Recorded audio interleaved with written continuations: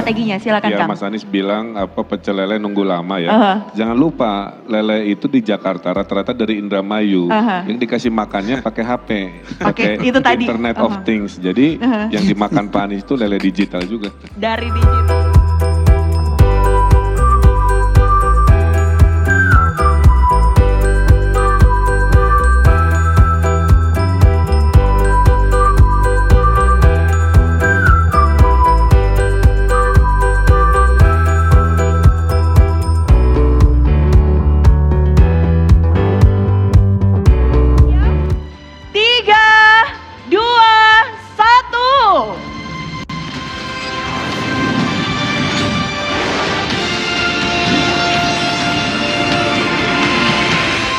Salam sejahtera untuk kita semua. Om Swastiastu, Namo Buddhaya, salam kebajikan. Mengawali sambutan ini saya sampaikan apresiasi kepada pemerintah Provinsi Jawa Barat, Pak Gubernur Jawa Barat dan Gubernur DKI Jakarta atas kolaborasi untuk menyelenggarakan kegiatan Urban 20 atau Urban 20 dalam rangka presidensi G20 di Indonesia.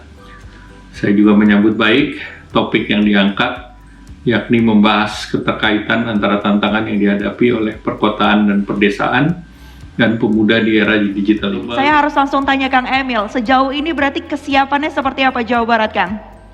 Ya, terima kasih. Jadi dari sekitar 7 engagement group, kita Jawa Barat diminta oleh pemerintah pusat membantu di 3 engagement group. Satu Urban 20 yang malam ini kita diskusikan, co-chair bersama Mas Anies, Provinsi DKI Jakarta.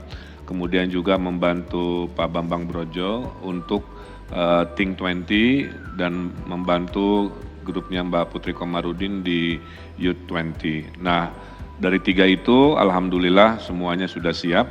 Khusus untuk Urban 20, kita ini satu menjadi tuan rumah beberapa seminar dan konferensi internasional. Jadi hotel-hotel, tempat-tempat sudah kita siapkan. Mayoritas ada di Bandung, hadir di sini PLT Wali Kota Bandung. Kemudian ada namanya Mayor's Retreat, karena nanti konferensi utamanya di Jakarta, hostnya Pak Anies. Tapi setelahnya kan mungkin stres, capek, diskusi panjang ya, butuh rileks. Nah, rileksnya bagian Jawa Barat akan kita bawa ke Kebun Raya Bogor. Kebetulan hadir Pak Bima Arya sebagai Wali Kota Bogor.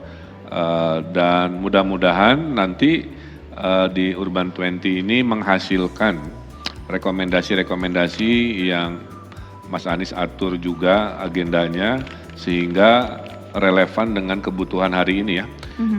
Intinya kalau dari Jawa Barat kami sangat bangga ya, karena presidensi G20 ini kan 20 tahun sekali kan diurut kira-kira begitu. Jadi kebetulan pas presidensi G20, presidennya Pak Jokowi, Gubernur Jawa Baratnya saya, kan Gubernur DKI Pak Anies, ya sudah, ini jadi sejarah kira-kira begitu. Makanya kita harus jadi tuan rumah yang sangat baik, berkesan, dan saya yakin Indonesia mampu, dan Jawa Barat bagian dari itu. Jawa Barat sangat-sangat siap memberikan impresi yang luar biasa dan pelayanan yang sangat baik kepada tamu-tamu dari seluruh dunia. Saya kira itu kesiapan Jawa Barat.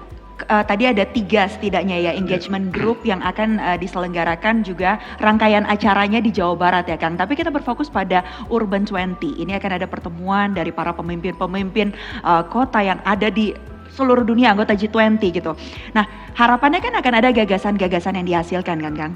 Ini strateginya seperti apa agar gagasan dari negara berkembang nanti bisa memang menjadi benar-benar kebijakan yang diimplementasikan ke depannya? Harap dipahami ya kepada pemirsa CNN bahwa G20 itu jumlahnya hanya 20, tapi menguasai perekonomian dunianya 85%. Bayangkan ya, bayangkan 85% ukuran ekonominya itu dikelola oleh hanya 20 negara. Jadi betapa pentingnya apa yang akan keluar dari kesimpulan-kesimpulan musyawarah dari 20 negara ini kan. Nah, oleh karena itu Stronger Recover Together ini sebagai tema, karena 2022 ini tahun kebangkitan ekonomi kan begitu ya.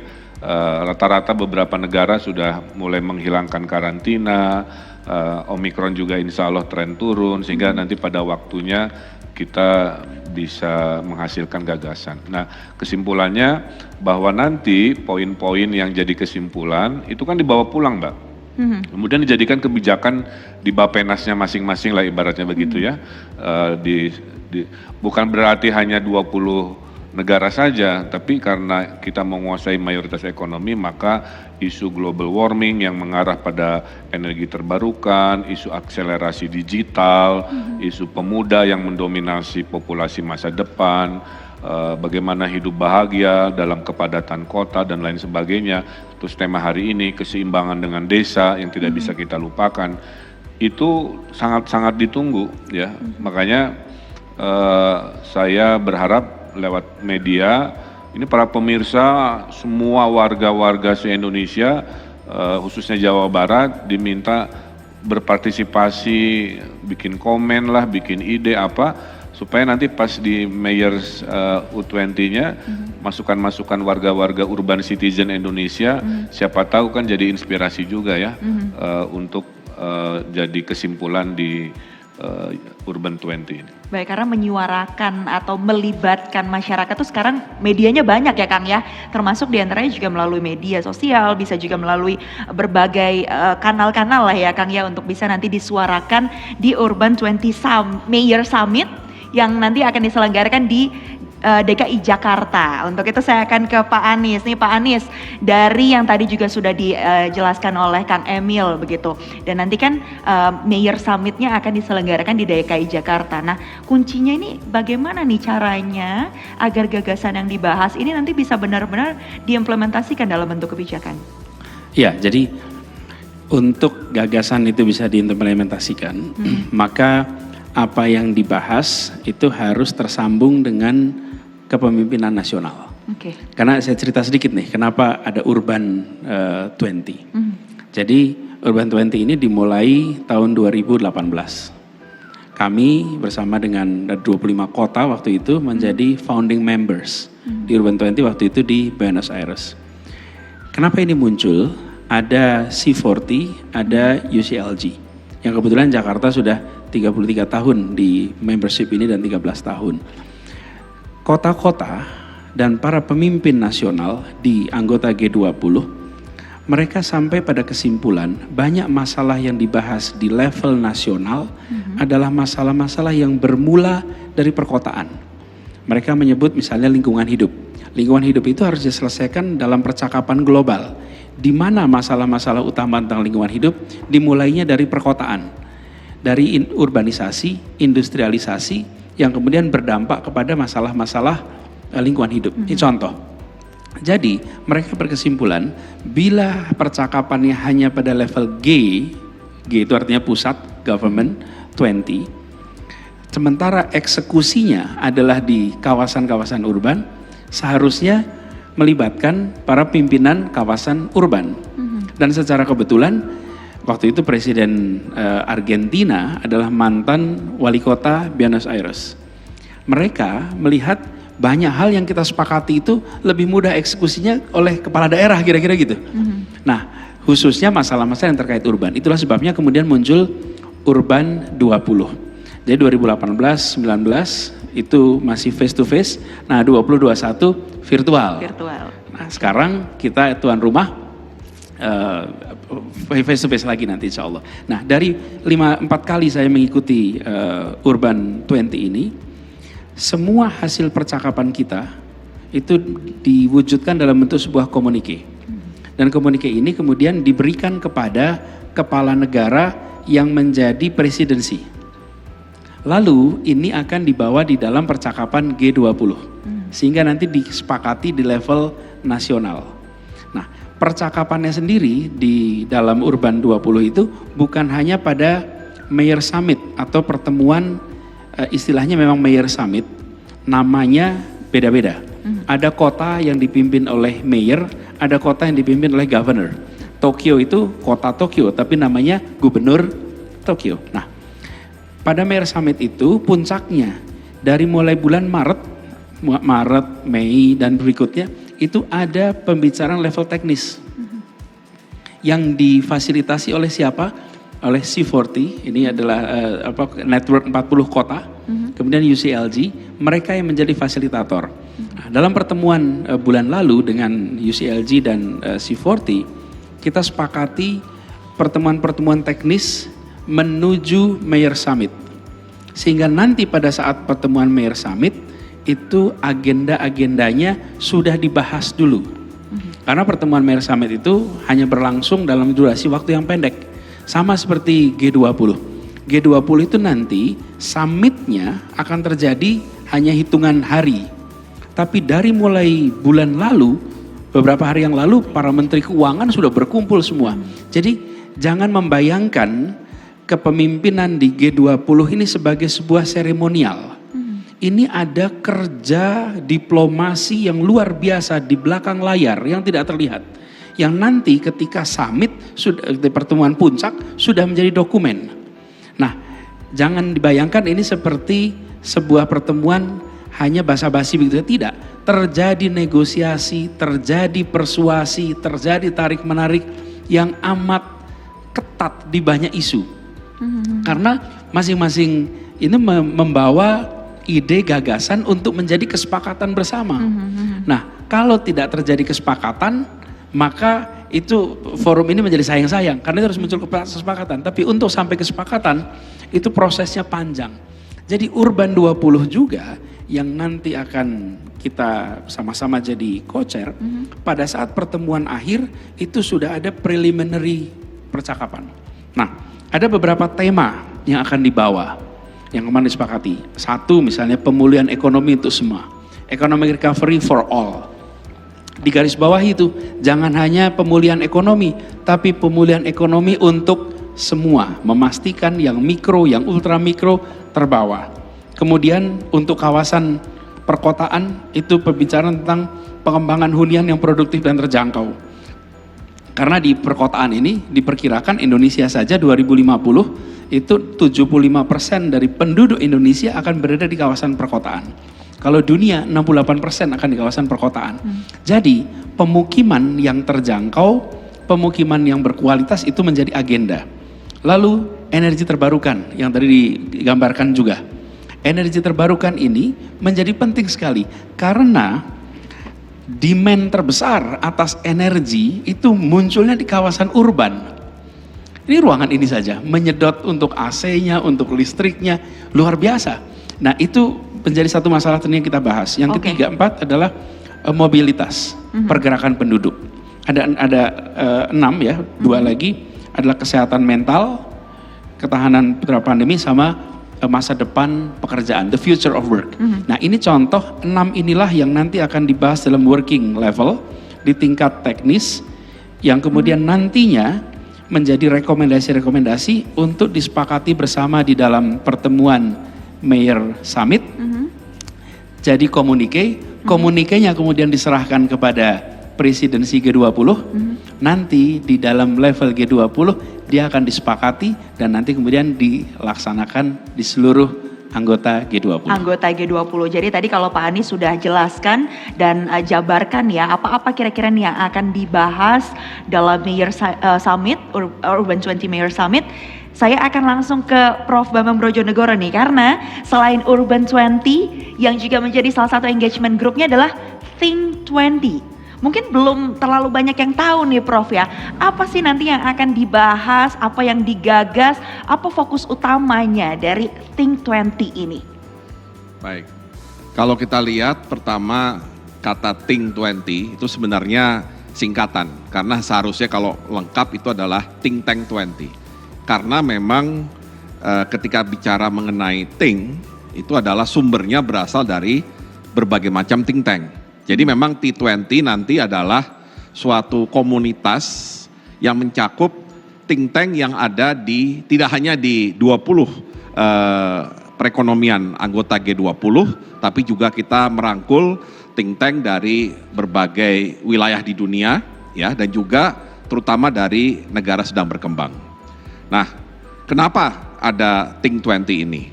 Pertama, Think 20 ini bukan suatu hal yang baru, jadi bukan yang pertama atau baru kedua atau ketiga. Ini sudah ada sejak G20 di Meksiko 2012. Jadi mungkin ini usia ke-10 lah dari T20. Nah, ide dari T20 itu memang datangnya dari keinginan dari G20, khususnya di G20 itu kan sebenarnya ada 2 track ya, kalau kita bicara yang pemerintah, yaitu ada track finance, yang ketua delegasinya setiap negara adalah Menteri Keuangan dan Gubernur Bank Sentral, kemudian ada yang namanya Sherpa Track. Ya, Sherpa Track itu setiap negara berbeda-beda, tapi untuk Indonesia kali ini dipegang oleh Menko Perekonomian. Nah, kedua track ini tentunya akan membahas semua isu yang terkait dengan masalah pembangunan secara menyeluruh. Ya, kalau finance memang lebih penekanan pada sektor keuangan, sedangkan yang Sherpa ini yang membahas isu development secara lebih menyeluruh.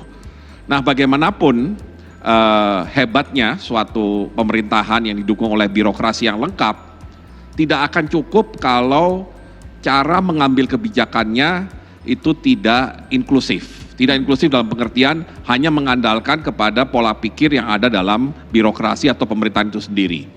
Disitulah kenapa kemudian ada Think 20 yang paling tidak bisa memberikan alternatif atau bisa memberikan solusi apabila ada kebuntuan ya di dalam konteks sisi pemerintahan dalam G20 ketika ingin merespon suatu kebijakan. Nah, disitulah kemudian Think 20 terbentuk dengan mengandalkan berbagai think tank yang masing-masing di negaranya memang sudah terbiasa memberikan input, rekomendasi kepada pemerintahnya. Contohnya di Indonesia, sekalian saya menjelaskan mengenai T20 Indonesia, di-lead oleh 2 think tank di Indonesia, yaitu LPM FEUI, Lembaga Penyelidikan Ekonomi dan Masyarakat dari Fakultas Ekonomi Bisnis Universitas Indonesia, dan CSIS. Ya, memang 2 lembaga ini kebetulan saya dulu awalnya berasal dari LPM, itu memang sudah sering menjadi counterpart pemerintah pusat maupun daerah dalam memberikan masukan kebijakan. Dan masukan kebijakan yang diharapkan dari think tank, ya tidak hanya yang di Indonesia, tapi seluruh dunia, tentunya adalah yang disebut sebagai research based policy, ya, supaya ketika pemerintah mengambil suatu kebijakan itu jelas dasarnya kenapa kebijakan itu diambil. Ada dasar ilmiahnya dan ada survei atau riset yang mendasarinya, ya, sehingga ini juga akan lebih accountable terhadap masyarakat yang akan menuntut kebijakan yang tentunya berpihak kepada mereka, tetapi juga kalau kebijakannya berpihak kepada masyarakat tapi tidak bisa dieksekusi karena kurang didukung oleh penelitian yang mendalam, tentunya percuma. Nah, kita ingin Think 20 ini memberikan masukan sehingga bisa memberikan barangkali rekomendasi atau masukan alternatif akhirnya ke leaders G20. Dan tentunya nanti engagement group T20 ini akan berkoordinasi atau berkomunikasi dengan engagement group yang lain, termasuk Urban 20, termasuk Youth 20, dan Business 20 maupun engagement group yang lain. Dan yang lebih penting, kami akan berupaya untuk rekomendasi-rekomendasi yang kami siapkan itu bisa masuk ke jalur, istilahnya jalur utamanya dalam G20 yang diwakili oleh Finance Track dan Sherpa Track. Mungkin itu penjelasannya, Mbak. Baik, Prof. Jadi bagaimana nantinya kebijakan yang ada ini juga berdasarkan riset, berdasarkan ilmu pengetahuan, tapi juga bisa diimplementasikan. Kolaborasi dengan berbagai engagement group lain termasuk Urban 20 dan Youth 20 ini. Di sebelah sana sudah ada Mbak Putri Komarudin. Mbak Putri, ini kan tahun 2021 jadi ketua delegasi ya, Mbak. Kalau saat itu Youth 20-nya membahas inklusivitas. Tahun ini juga masih dibahas, tapi selain itu apa nih Mbak yang kemudian berusaha untuk disuarakan Indonesia sebagai perwakilan dari negara-negara berkembang juga di Youth 20 tahun ini? Sebelumnya mungkin saya izin tetap pakai masker karena udah 38 minggu nih kebetulan hamilnya, jadi kita prokesnya harus lebih ditingkatkan. Siap Mbak. Tahun lalu tuh sebenarnya memang pengalaman yang sangat menarik untuk menjadi ketua delegasi karena delegasinya virtual. Jadi mungkin kurang beruntung karena semua forumnya diadakan secara virtual, jadi kita tidak merasakan langsung lah serunya negosiasi. Padahal Forum Y20 ini merupakan salah satu forum terpenting menurut kami untuk para pemuda di negara G20, di mana di situ kita bisa merasakan langsung sulitnya untuk mencapai konsensus melalui negosiasi antara negara-negara G20 ini, karena memang Forum Y20 adalah forum konsultasi resminya pemuda-pemuda di negara G20. Dan seperti yang tadi sudah diceritakan juga oleh rekan-rekan saya yang lebih senior ini, kalau Y20 ini baru diinisiasi pada tahun 2010 dan sejak saat itu setiap tahunnya diikuti oleh pemuda-pemuda negara G20. Sampai saat ini sudah ada sekitar 600-an orang pemuda dari negara G20 yang telah ikut. Dan disitulah kita berdiskusi untuk mencapai konsensus yang nantinya dilaporkan di komunike. Seperti Urban 20, U20 juga punya komunike. Di situ akan dituangkan semua hasil akhir dari topik yang telah ditentukan oleh negara presidennya. Dan untuk tahun lalu, di mana saya menjadi ketua delegasinya, kita ada 3 topik. Topik terkait dengan ketenagakerjaan, future of work. Ada juga inklusi dan kesetaraan kesempatan, dan juga yang terakhir terkait dengan lingkungan. Dan untuk tahun ini kita mempunyai 4 topik. Topik yang pertama terkait dengan ketenagakerjaan pemuda, di mana di situ kita akan membahas terkait dengan jaring pengaman sosial, terutama untuk rekan-rekan kita yang bekerja di sektor informal, yang sekarang juga bekerja di Indonesia tentunya. Dan yang kedua terkait dengan bagaimana pemuda bisa lebih involve dalam sektor wirausaha sosial juga. Dan yang kedua, kita juga mempunyai topik terkait dengan planet yang berkelanjutan dan layak huni. Di situ kita akan membahas terkait dengan pengelolaan sumber daya alam, bagaimana kita bisa melindunginya, dan tentu ekonomi sirkular dan juga pola produksi dan konsumsi yang berkelanjutan. Dan kita juga akan membahas terkait dengan topik transformasi digital. Ini sangat menarik karena sangat relevan dengan apa yang telah terjadi di dunia pasca COVID, di mana kita akan membahas tentang tata kelola digital dan bagaimana pemuda bisa berkontribusi di situ, dan juga transformasi digital di dunia finansial yang tentu sangat dekat juga dengan saya yang sekarang bertugas di Komisi 11, di mana keuangan menjadi bidang pengawasan kita. Dan yang terakhir, ini topik yang paling kita banggakan tentunya Mbak Mayfrey, karena sangat dekat dengan semboyan negara kita, Bhinneka Tunggal Ika, di mana kita akan membahas tentang keberagaman dan inklusi. Di situ 2 topik utama yang akan kita bahas adalah terkait dengan partisipasi pemuda yang inklusif melalui pendidikan, dan juga bagaimana kita bisa mendorong pemuda untuk lebih aktif dalam sektor ekonomi kreatif. Dan itu keempat isu yang akan dibahas, dan insya Allah nanti rangkaiannya telah dimulai kemarin dengan acara kick off yang pada bulan Februari ini, dan akan ada rangkaian 4 pre-summit yang akan diadakan di beberapa provinsi di Indonesia, dan nanti puncaknya Pak RK dan juga Pak Anies akan menjadi tuan rumah pada bulan Juli 2022 ini. Baik, luar biasa ya. Terima kasih banyak Mbak Putri, dan pasti kalau tadi kita sudah dapat bocoran-bocorannya nih, gambarannya tentang engagement group dari G20, tapi kita akan bahas secara mendalam sesaat lagi. Tetaplah bersama kami. Urban 20 Talks akan kembali usai jeda.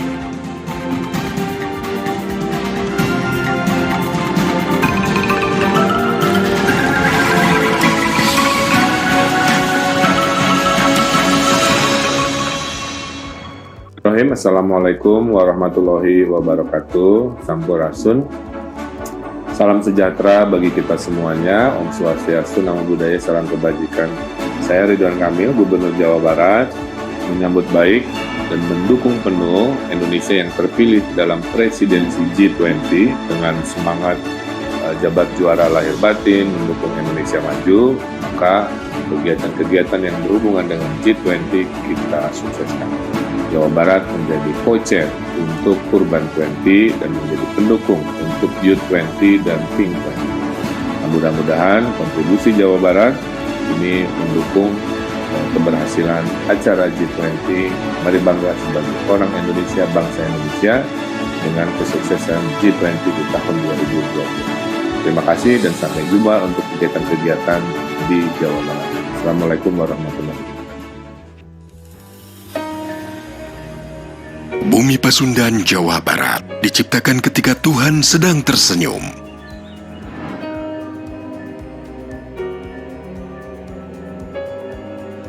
Isu perkotaan, kemudian kota, desa, dan pemuda di era digital. Saya akan langsung tanyakan ini kepada Kang Emil nih, Kang Emil. Kalau kita lihat Jawa Barat, ini kan juga dinyatakan oleh Satgas Penanganan COVID-19 bahwa Jawa Barat ini adalah contoh dari provinsi terbaik dalam penanganan pandemi COVID-19. Kita tahu cakupan vaksinasi yang tinggi, kemudian juga pemanfaatan digitalnya juga baik sekali melalui Pikobar, kemudian pelibatan kader-kader ya Kang ya, lewat program Puspa juga ada di sana. Nah, ketika hal ini kemudian nanti akan dibawa dalam pertemuan Urban 20, apa kira-kira catatan-catatan penting yang juga kemudian bisa dijadikan best practice bagi anggota-anggota yang hadir nantinya? Ya, saya kira persamaan dari semua yang akan hadir adalah semua terkena pandemi kan. Dan kita paham ilmu kita, pemahaman kita terhadap COVID ini belum paripurna. Ya, jadi masih belum memahami 100% ya. Termasuk mutasi-mutasi yang baru dan lain sebagainya. Nah, di Jawa Barat sendiri tentunya kita punya kurang lebih 5-6 prinsip yang dipraktekkan secara real di lapangan yang menghasilkan keterkendalian lebih baik lah kira-kira daripada yang sempat kita khawatirkan.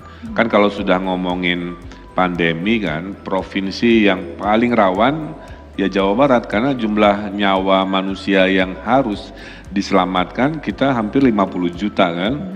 Tapi alhamdulillah tingkat kematian, hospitality rate-nya juga tidak terlalu tinggi. Yang pertama itu selalu harus proaktif ya. Pengalaman kita karena demokrasi kita membuat ada pemerintah pusat, provinsi, kota kabupaten, membuat hierarki ini sebenarnya dalam era krisis agak merepotkan. Nah sehingga dalam demokrasi yang hierarkis begini, prinsip pertama proaktif itu harus penting. Saya masih ingat dulu zaman ngetes PCR harus ke Jakarta semua ya karena teknologi terbatas. Wah saya bilang gimana caranya se-republik harus ke Jakarta kan dulu pasti Mas Anies terbebani. Akhirnya kita beli sendiri ke Korea lah ya oleh sebuah upaya proaktif. Yang kedua adalah lesson learn-nya kita ini harus scientific jadi ilmiah. Makanya jangan ngambil keputusan tanpa ilmu, jangan ngambil keputusan tanpa tanya dulu ke epidemiolog kan. Kita kerjasama dengan UNPAD, dengan ID, dengan lembaga-lembaga sampai ke WHO termasuk yang Puspa tadi, yaitu program pengentasan COVID melalui puskesmas yang dimaksimalkan. Yang ketiganya harus transparan ya, kalau lagi baik dibilang baik, kalau kasus lagi buruk kita sampaikan apa adanya kan. Nah itulah pentingnya sistem informasi sehingga masyarakat bisa mengakses itu. Yang berikutnya adalah inovatif ya, lahirnya Pikobar atau Jaki di Jakarta. Kita satu pintu Mbak, dulu nanya kasus, kemudian mau nolong, mau nyumbang, kemudian mau nanya tes. Zaman dulu ya masih ada Plasma. rapid test gitu kan, kemudian mau telemedicine, mau nanya bansos, wah banyak sekali. Bayangkan betapa banyak dimensi krisis COVID, akhirnya oleh Pikobar cuma satu pintu aplikasi sudah di-download oleh jutaan orang, tapi di dalamnya ada fitur-fitur sesuai permasalahan. Nah yang berikutnya adalah kolaboratif, nggak ada di Republik ini COVID beres tanpa kolaborasi. Harus ada TNI, Polri gitu kan, akademisi semua ngeroyokin. Makanya waktu kita Delta bagus, negara-negara itu memuji Indonesia dan jawaban Indonesia itu sederhana. Memang karena pelibatan kolaborasi ini di mana di dunia ada TNI, Polri ikut ngevaksin. Ada badan intelijen bawa vaksin ke desa-desa, itu hanya di Indonesia. Jadi pelajaran dari Jawa Barat.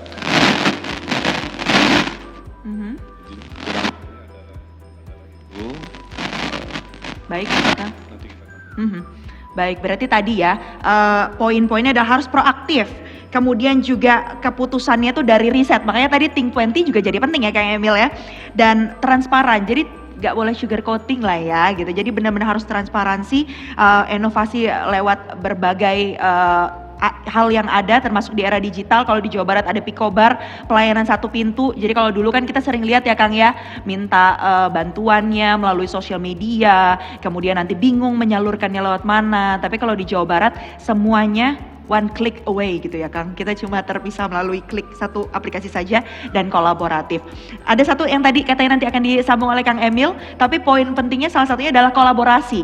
Nah, saya harus tanya ke Pak Anies nih, kalau bicara soal kolaborasi, kita lihat posisi DKI Jakarta dikelilingi daerah penyangga, di mana daerah penyangganya juga kota kabupatennya Kang Emil nih ya kan, di jari Jawa Barat. Nah, seberapa penting sih Pak sebenarnya isu perkotaan, peran kebijakan yang ada di perkotaan dalam perbaikan arsitektur kesehatan global nantinya? Ya, jadi pandemi ini memberikan kepada kita banyak pelajaran. Saya sampaikan berkali-kali pada jajaran yang disebut sebagai krisis itu sesungguhnya adalah perubahan yang dipercepat. Dan ketika kita berbicara tentang pelayanan kesehatan, maka itu bukan saja aspek untuk kuratif, tapi juga promotif dan preventif. Nah, disinilah kemudian kalau dalam pengalaman kami di Jakarta, ketika mulai pandemi kemarin, interaksi antar orang menurun. Lalu disiapkan platform digital untuk memantau dan mengendalikan pandemi ini. Di situ kemudian ada namanya Corona Jakarta GOID. Itu di bawah platform namanya Jaki, Jakarta Kini, singkatannya Jaki. Nah, Jaki ini menjadi satu platform untuk kita memantau perkembangan, memastikan bahwa bila ada yang terkena, ini kita bicara tahun 2020 ya, bukan bicara sekarang begitu setelah terkena, bisa dilakukan kontak tracing yang cepat, terdata. Jadi di awal-awal itu kita bisa lihat lewat sistem digital yang dibangun ini, maka epidiometrik itu betul-betul muncul. Petanya ada, yang disebut sebagai cluster itu ada. Dan dari situ kemudian dilakukan pencegahan-pencegahannya. Yang dulu ingat waktu itu ada RT RW yang ditutup, RT RW yang dijaga. Kenapa itu bisa terjadi? Karena ada kontak tracing dan kontak tracing itu semuanya terdata di sini. Dan prinsipnya itu bisa diakses oleh siapa saja. Tapi Jaki ini tidak dilepaskan dari platform besarnya. Platform besarnya adalah Jakarta Smart City. Smart City itu bukan semata-mata di dalam ruang ada dashboard untuk memantau kondisi kota. Smart City itu harus melibatkan semua. Jadi ini saya terusin begini terkait dengan ini. Jadi di satu sisi kita siapkan platformnya namanya Jaki. Di sisi lain ada 4 kriteria yang harus kita penuhi. 1, aksesibilitas. Kita siapin platform. Oke, di sisi lain siapkan wifi gratis. Siapkan kemudian titik akses gratis. Di Jakarta itu ada lebih dari 9.250 titik wifi yang bisa diakses oleh siapa saja. Dan di catatan kita lebih dari 24 juta orang sudah mengakses menggunakan wifi gratis ini. Jadi platformnya satu, tapi yang tidak kalah penting adalah aksesibilitas. Yang kedua, ada integrasi. Integrasi itu semua pelayanan, baik itu yang menyangkut langsung pada kesehatan maupun supportnya itu ada di situ. Jadi terintegrasi, itu poin kedua. Yang ketiga adalah inklusif. Jadi ini bisa menjangkau semua. Jadi kalau kita lihat kemarin dari mulai pencatatan mengenai kasus sampai pendaftaran vaksinasi sampai sinkronisasi dengan Peduli Lindungi itu dalam satu platform. Kemudian yang keempat, yang terakhir adalah tadi kolaboratif. Oke? Dia bekerja bersama karena itu dalam platform ini itu ada namanya kolaborasi sosial berskala besar. Dulu kan kita mengadopsi PSBB ya. Iya. Untuk pembatasan. Ini kolaborasi. Kolaborasi apa? Pada saat kita situasinya penuh tantangan, banyak pihak itu yang mau membantu. saya misalnya ada perusahaan ingin memberikan sembako, pertanyaan dia, saya baginya di mana? Dia masuk ke dalam smart city sistem ini, namanya Zaki ini, dia bisa memilih RT-nya berapa, RW-nya, dan PIC-nya siapa, nomor HP-nya berapa. Lalu bantuan itu bisa langsung diberikan. Di tempat itu yang membutuhkan berapa keluarga. Jadi kita bukan saja bekerja untuk membantu mereka yang kekurangan, tapi kita memberikan kesempatan kepada siapa saja untuk ikut kolaborasi. Kemarin juga begitu ketika vaksinasi. Kita vaksinasi punya potretnya, mana yang belum. Jadi ketika banyak tadi disebut Kang Emil, ketika yang mau melakukan vaksinasi itu kan ada banyak unsur. Pertanyaannya mau di mana? Nah, datanya itu berbentuk peta. Nah, sistem inilah yang kemudian hikmah dari pandemi itu berkembang. Kita sekarang ini bisa melayani lebih dari 80 jenis urusan pelayanan publik dalam satu platform. Dalam satu platform, Ya, dan itu dan semuanya berkat kolaborasi tadi ya Pak Anies kolaborasi, ya? dan kalau saya boleh katakan yang ngerjakan anak-anak muda. Dan alhamdulillah bulan lalu platform ini itu mendapatkan award sebagai ASEAN ICT Award kategori public sector. Finalisnya 3, ada Jakarta, ada Singapura, ada Kamboja. Dan kita terpilih di level ASEAN sebagai platform terbaik. Nah, ini adalah salah satu contoh bagaimana ketika kita mengalami sebuah krisis, direspon dengan pertumbuhan yang cepat. Itu sebabnya perubahan yang dipercepat. Dua-duanya, ya dari sisi kami di penyelenggara negara harus menyiapkan platform yang serba digital karena kita mengurangi interaksi. Di sisi masyarakat adanya perluasan akses lewat, kita kemarin membangun wifi, kenapa dibangun cepat sekali? Anak-anak sekolah perlu akses, yang bekerja dari rumah perlu akses. Nah, ini sekarang tergabung menjadi sebuah kesatuan. Ini salah satu contoh bagaimana pengalaman kita kemarin. Nah, ini nanti harapannya bisa menjadi bahan untuk kita sampaikan juga dalam percakapan di Urban 20. Bagaimana kita ke depan memanfaatkan tren digitalisasi yang ada di kota-kota. Baik, jadi tadi ya semuanya hasil kolaborasinya nanti akan juga diusung begitu ya, atau disampaikan gagasan-gagasannya di dalam Mayor Summit-nya tadi ya Pak ya, pemanfaatan digital dan anak muda. Ini saya akan kasih kesempatan Kang Emil, tadi ada satu poin yang belum Kang, mungkin sekalian bisa diceritakan. Ini kalau datanya di sini, Jawa Barat ini juga meraih prestasi internasional kan di bidang digital dan inovasi. Ada desa digital ya Kang, ini digagas pemerintah daerah Provinsi Jawa Barat jadi Digital Equality dan Accessibility dalam ajang IDC Smart City Asia Pacific Awards 2020. Jadi satu-satunya wakil Indonesia mengalahkan Korea Selatan, Selandia Baru hingga Australia. Mungkin ini bisa terkait nih soalnya inovasi digital pemuda sesuai tema kita hari ini Kang. Ya, terima kasih. Jadi memang kan disrupsi ada 3 ya hari ini. Ada disrupsi global warming, maka isu energi terbarukan hadir. Green economy hadir.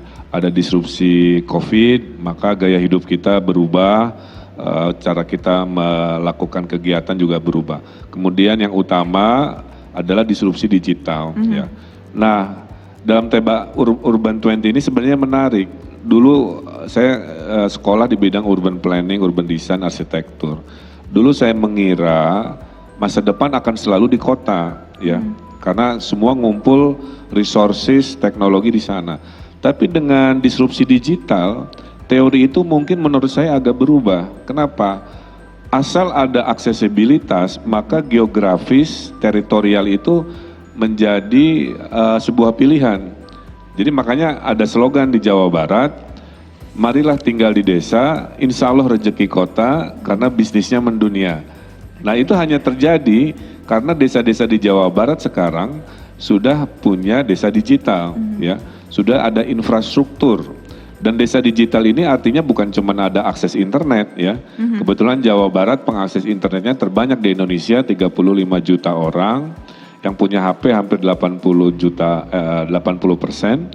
Nah sehingga konsep desa digital ini jangan mempersepsikan bahwa digital itu sebagai alat komunikasi saja.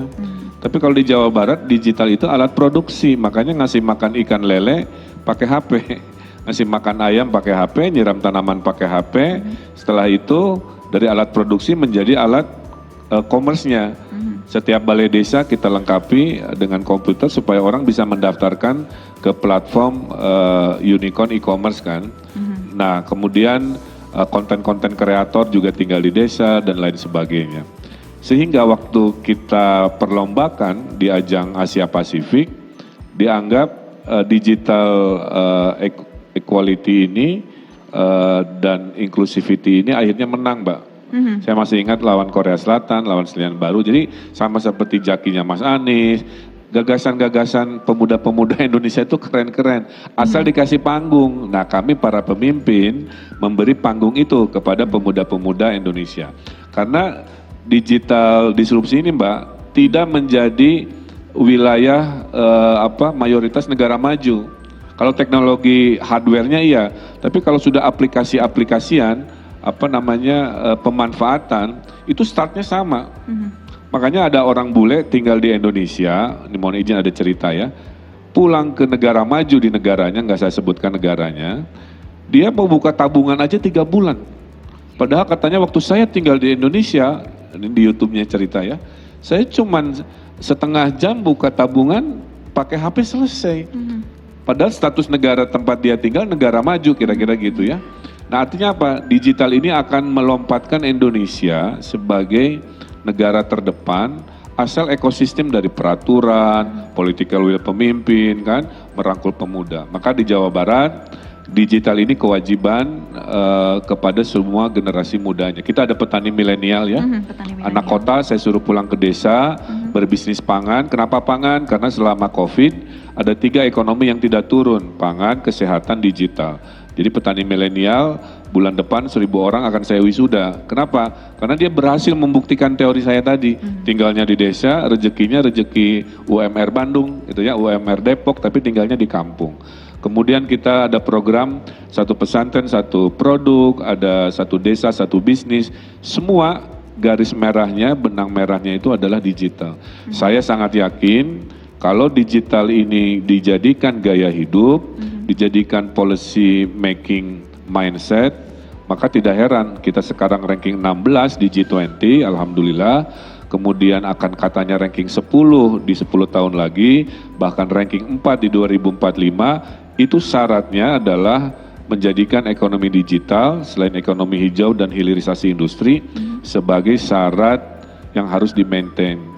Nah mudah-mudahan contoh di Jawa Barat ini yang dihargai di Asia Pasifik bisa menjadi penyemangat lah ya, bahwa kita bisa jadi leader dalam penerapan aplikasi-aplikasi yang bermanfaat untuk rakyat di disrupsi digital ini. Betul, apalagi kan perubahan terus terjadi ya, Kang Emil, Pak Anies, Prof. Bambang dan juga Mbak Putri. Perubahan terus terjadi, jadi sistemnya juga harus lari bareng gitu ya. Jadi nanti ke depannya bisa benar-benar keep up gitu dengan perubahan teknologi yang ada. Saya akan ke Mbak Putri nih, karena menarik kita Mbak bahas malam ini tentang isu digital, bahas juga soal inklusivitas. Tadi sempat disinggung juga melalui pidato Pak Erlangga. Gimana sih sebenarnya nanti ke depannya ekosistem digital yang mumpuni ini bisa benar-benar dimanfaatkan pemuda tadi diantaranya dan juga teman-teman penyandang disabilitas. Ini kan juga jadi satu bahasan di Youth 20, Y20. Mungkin bisa dijelaskan Mbak Putri, silakan. Ya. Mungkin kita harus menyadari bahwa untuk ekosistem digital ini bisa benar-benar memberikan manfaat untuk pemuda khususnya. Kita memerlukan akses pendidikan yang tentunya merata gitu dan memang kami dari Y20 telah mempersiapkan survei juga bersama dengan SINT itu Global Survey Agency yang kemarin kita lakukan bersama dengan 5.600 responden di 19 negara G20 dan di situ mereka mengeluhkan bagaimana ketidakrataan kualitas pendidikan dan aksesnya ini menjadi salah satu tantangan yang paling besar untuk pemuda-pemuda di seluruh dunia khususnya di negara-negara G20 untuk bisa memanfaatkan ekosistem ini dengan baik dan memang tadi kan Kang Emil sudah menyinggung bagaimana kita sekarang mempunyai isu climate change makanya ada renewable energy dan selanjutnya.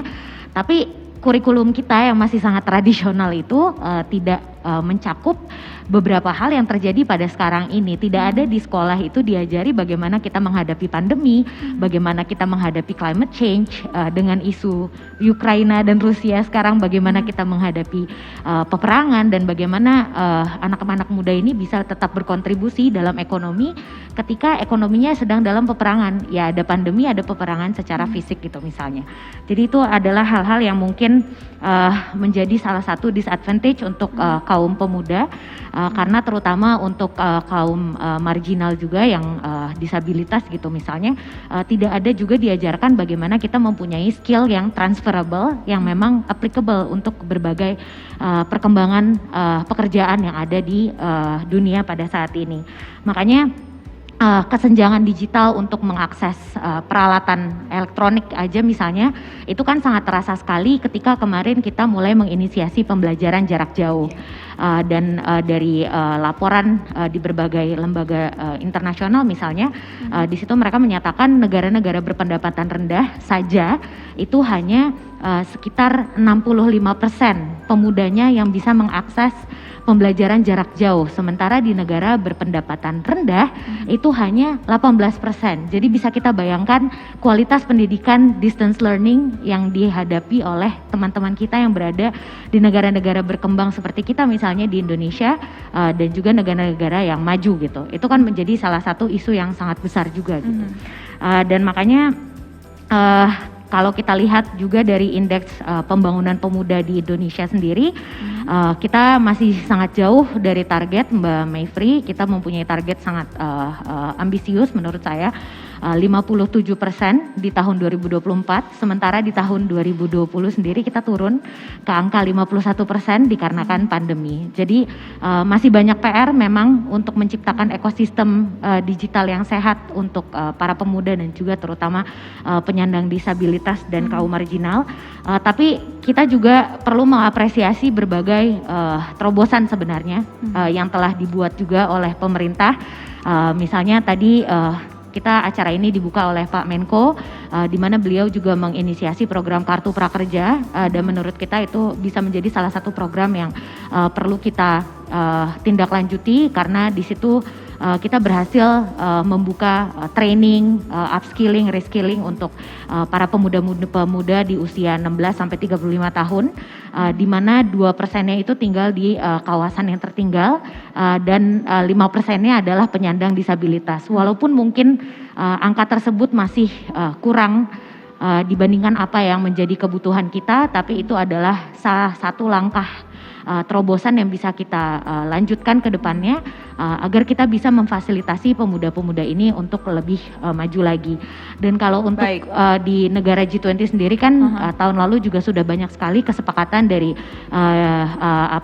forum yang ada di Italia, di mana di situ para menteri informasi dan juga digital itu bersepakat untuk terus meningkatkan kapasitas mereka dalam pengembangan ekosistem digital, dan harapannya hal tersebut juga bisa menjadi titik berat di pembahasan G20 tahun ini. Di tahun ini ya, jadi lagi-lagi tadi pengembangan dari skillnya, soft skillnya, bagaimana ada ilmu-ilmu atau skill yang juga transferable tapi juga bisa diterapkan begitu. Nah kalau bicara hal ini kan erat kaitannya juga nih ke Prof. Bambang, kita bicara soal ilmu pengetahuan, masih jadi tantangan juga ketimpangan antara pengembangan ya, kita bicara riset teknologi, ilmu pengetahuan teknologi, kemudian juga pemanfaatan aspek digital. Nah bagaimana ini nantinya, strategi apa kira-kira yang akan diambil sehingga gagasan dari T20 ini bisa mendesak adanya inklusi riset dan pemanfaatan aspek digital, Prof?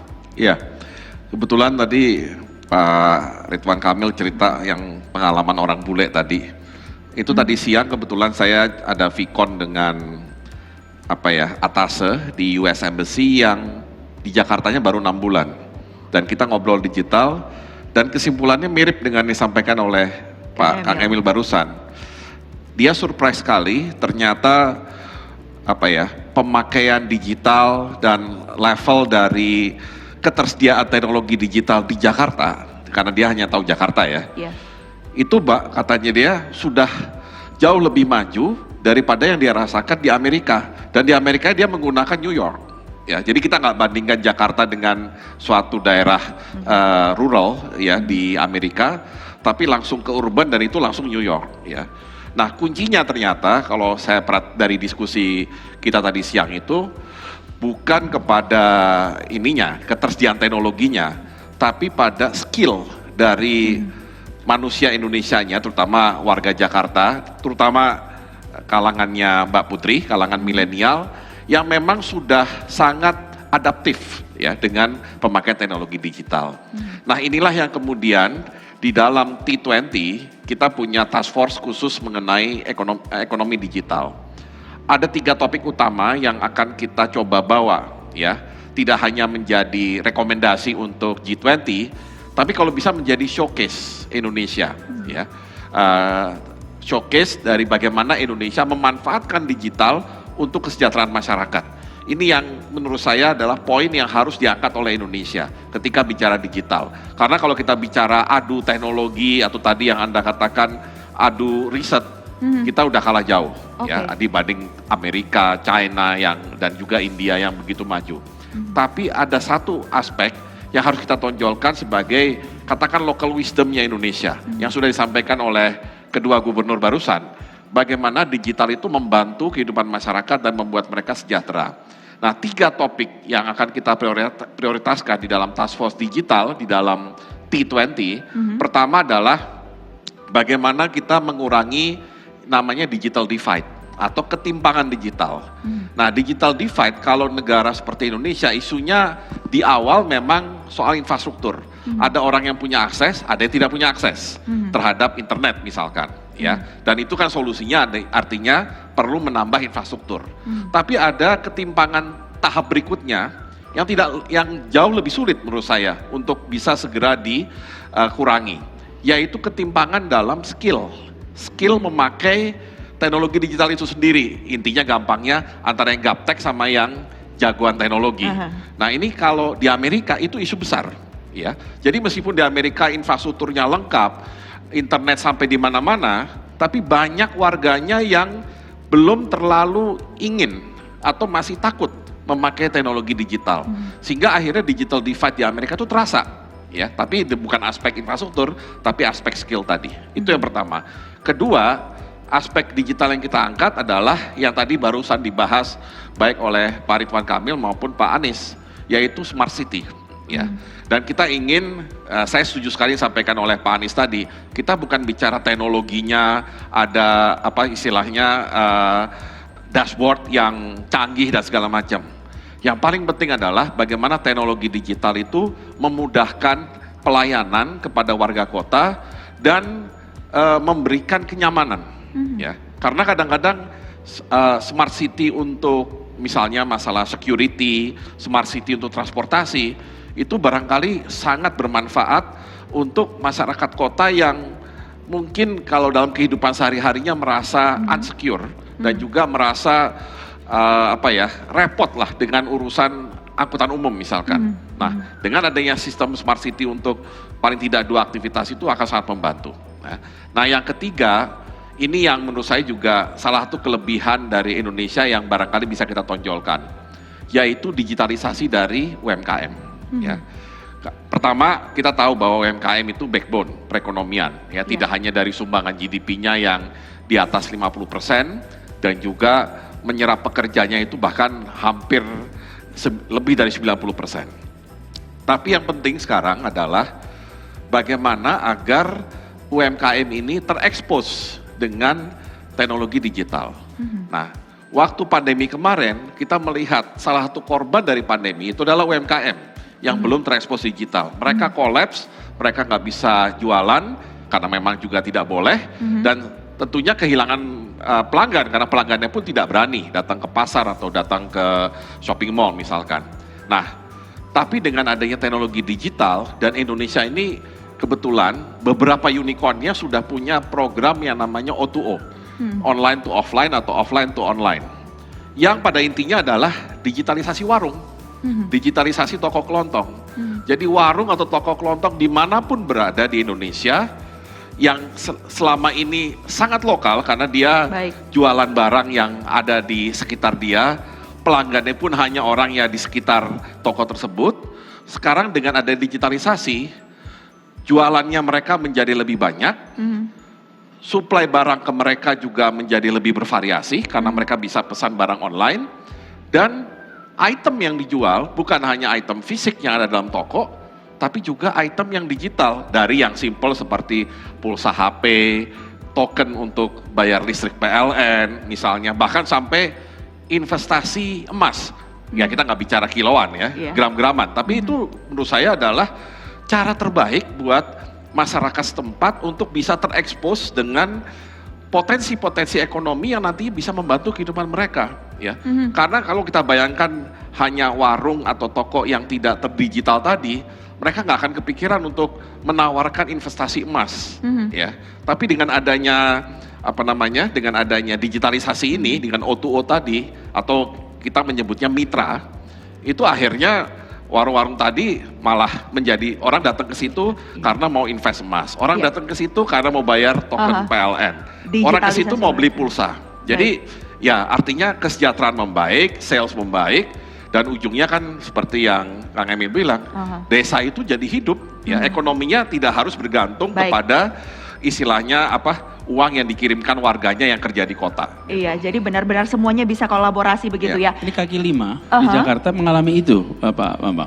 Jadi saya pernah datang ke sebuah warung kaki lima pecel lele, kemudian pesan lama sekali tidak diantar. Jadi saya tanya, ini kok masih lama, kenapa gitu. Terus dia bilang, datang penjualnya, mohon maaf Pak Gub, ini kami melayani pesanan online. Jadi tempatnya kaki lima, tempatnya di tepi jalan, tapi customernya tidak on site. Customernya itu bukan orang yang datang, customernya adalah mereka yang pesan.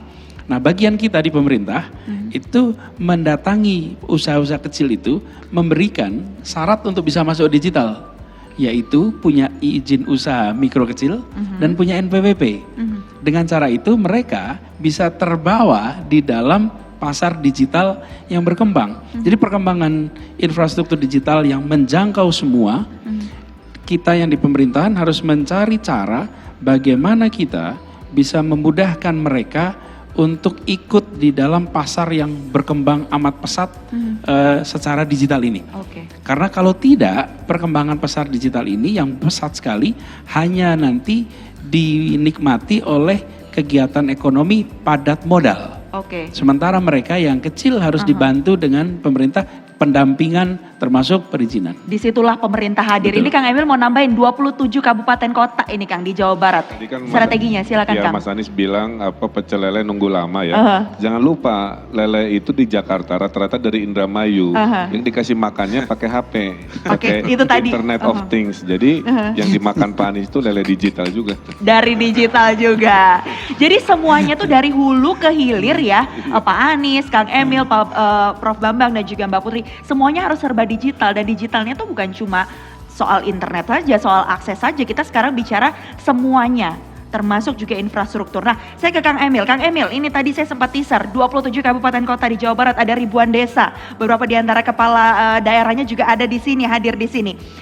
Kita bicara ketimpangan, mulai dari soft skill-nya Kang, kemudian ketimpangan aksesnya juga. Nah, strategi Jawa Barat seperti apa nih untuk menjawab tantangan tersebut sehingga teknologinya nanti bisa tepat guna? Tadi mungkin udah teaser, tapi boleh dijabarin lagi Kang. Jadi begini,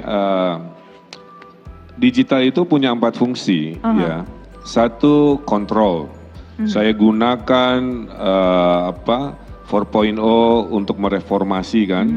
Kepada internal kita nih. Kita ada merit system dengan digital, tunjangan kinerja pakai digital, semua dikawal oleh digital. 2 fungsi digital yang kedua adalah connect ya. Jadi tadi menghubungkan antara alat produksi menggunakan digital. Yang ketiganya adalah communicate atau berkomunikasi kan lewat media sosial, lewat sapa warga. Yang keempatnya adalah commerce-nya yang tadi dibicarakan. Jadi sebenarnya penggunaan digital itu ada di 4 wilayah tadi. Nah, kami punya 27 kota kabupaten. Sekarang fundamental pertamanya itu kan akses ya. Nah, akses digital itu infrastrukturnya biasanya memang didominasi oleh perusahaan-perusahaan telekomunikasi ya, yang brandnya banyak itu. Baik, Kang. Tapi mereka itu nggak mau kalau di gunung-gunung, di puncak-puncak yang nggak ada penduduknya. Di desa itu Di tadi ya, desa-desa, Kang ya. karena mereka ngitungnya kan harus ada paybacknya. Iya. Nah disitulah masuk negara lewat Kominfo yang namanya Bakti ya. Kebetulan direkturnya teman sekolah saya, jadi ya kadang-kadang di Republik ini pertemanan yang baik kita manfaatkan untuk kepentingan masyarakat. Nah sehingga di Jawa Barat sudah lebih dari 90% teritorialnya itu 70% tercover oleh perusahaan-perusahaan komersial telekomunikasi, 30%-nya oleh negara di mana komersial tidak bisa masuk, yaitu infrastruktur yang oleh APBN lah kira-kira begitu. Nah setelah si ekosistemnya hadir Mbak, 27 kota kabupaten tadi Pak Bambang menyampaikan ada smart city gitu ya. Nah kami membangun namanya Command Center. Oke. Itu kumpulan aplikasi-aplikasi digital dalam satu ruangan untuk bupati, misalnya Bupati Sumedang, wali kota, menjadi decision making tools-nya, ya, assistant-nya. Jadi sebelum ngambil keputusan itu harus lihat data dulu. Nah datanya itu ngumpul di ruangan itu, di Command Center. Itu saya bikin dulu wali kota Bandung, saya bikin sendiri, sekarang hibah ke seluruh 27 kota kabupaten. Karena good data, good decision Mbak. Bad data, bad decision, no data, no decision. Jadi kami berharap dengan digital, dengan data yang baik, maka 27 bupati wali kota saya doakan setiap hari mengambil keputusan yang baik. Karena semuanya datang dari data-data yang terukur, data-data yang akurat, sehingga maslahat buat masyarakat. Nah itulah kira-kira langkah untuk strateginya, ya, mengurangi digital divide tadi, termasuk mohon maaf nih, melatih warga untuk naik kelas menjadi paham digital tadi. Karena ada ibu-ibu komplain ke Bu Sri Mulyani waktu saya naik kereta ke Garut. Pak Ridwan, Bu Sri katanya, saya udah dagang via Instagram, tapi saya tutup lagi. Saya bilang kenapa Bu? Karena pesanannya sangat banyak, saya kewalahan. Justru itu harus dilatih ya Kang. Nah jadi pada saat teknologinya ada, dilatih buat jualan online, ternyata pesanannya banyak, malah dianya belum siap. Nah jadi edukasi kepada masyarakat yang akan naik kelas e-commerce-nya, apapun levelnya ya, itu memang jadi tantangan kami. Ya, karena banyak pedagang-pedagang itu kan pendidikannya tidak formal ya.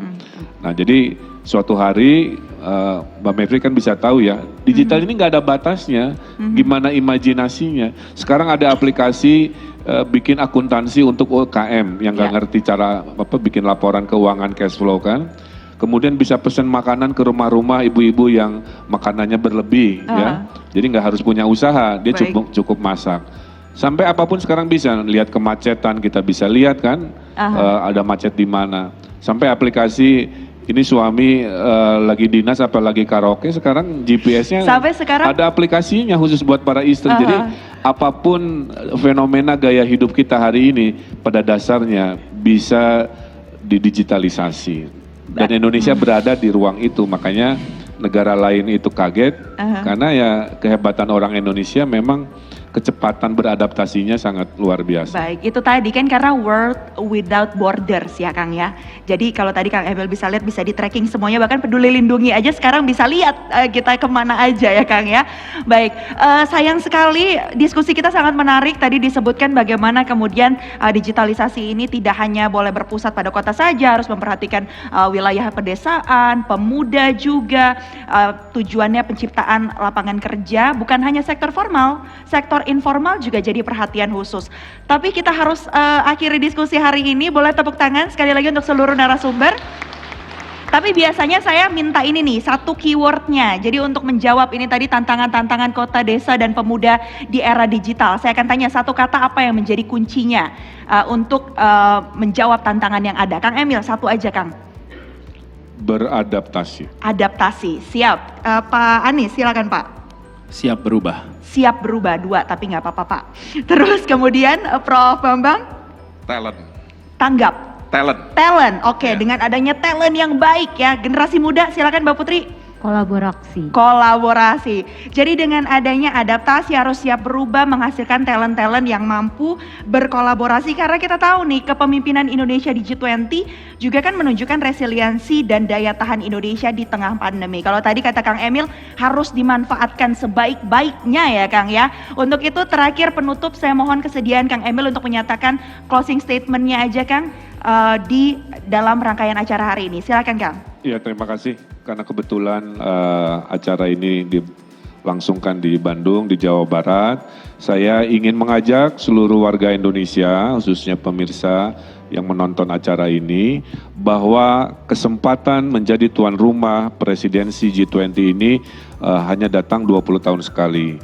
Kita harus buktikan bahwa Indonesia mampu menjadi tuan rumah yang baik, tuan rumah yang memberikan impresi, inspirasi, keteladanan.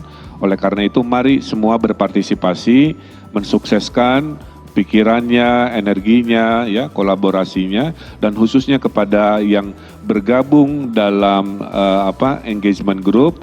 Kita tunggu gagasan-gagasannya. Saya juga akan menjaring gagasan dari jalanan lah ya nanti dengan interaktif supaya dari masyarakat kecil yang akan terdampak oleh keputusan-keputusan ini sampai orang-orang yang di level intelek gitu, itu semua bergabung dan bersemangat karena kapan lagi orang-orang Indonesia yang pendapatnya akan mempengaruhi masa depan dunia. Nah, momennya itu adalah di tahun 2022 ini.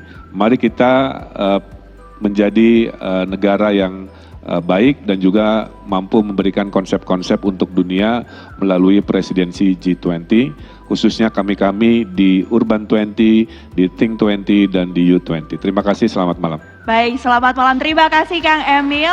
Bagaimana Bapak?